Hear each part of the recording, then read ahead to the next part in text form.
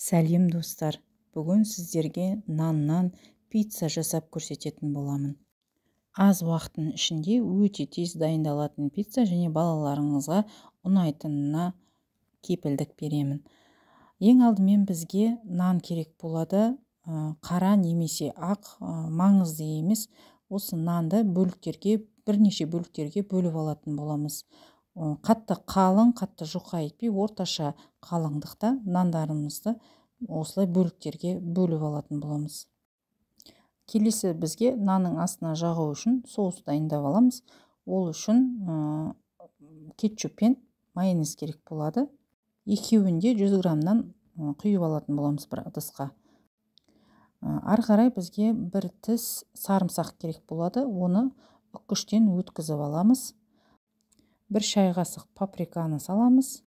Аздап орегано саламыз және барлығын жақсылап араластырып аламыз. Бізде соус дайын болды.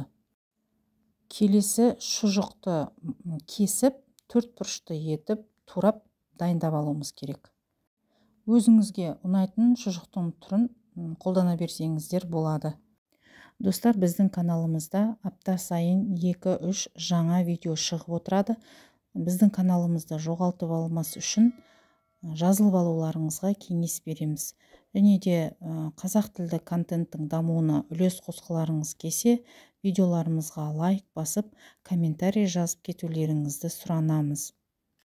Осылайша сіздер қазақ тілді контенттің дамуына үлкен үлес қосасыздар.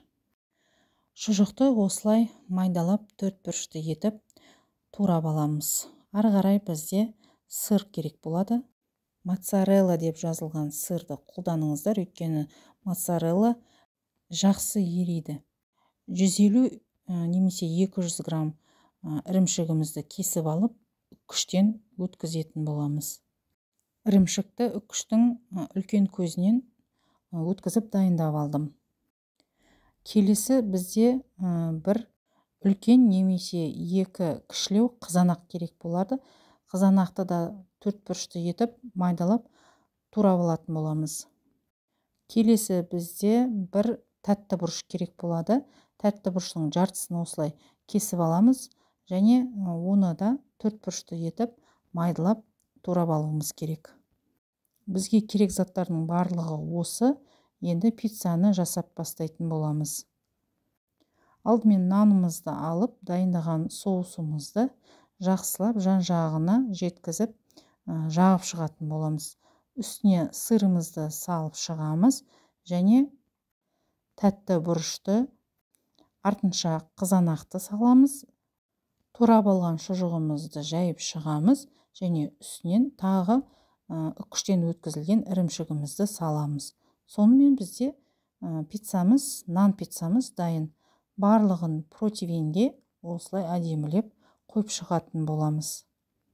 Орташа қалыңдықта нанды кесетін болсаңыздар, бір наннан 7-8 осылай нан пицца шығатын болады.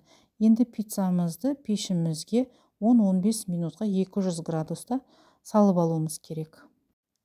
Пиццамыз пісіп шықты. Өте дәмді және қатарлап тұратын пицца болып шығады. Сіздер де міндетті түрде үйде жасап көріңіздер, достар. Егер бүгінгі ұсынылған видео сіздерге ұнаған болса, лайк басып, комментарий жазуды ұмытпаңыздар. Барлығымызға ас болсын, достар.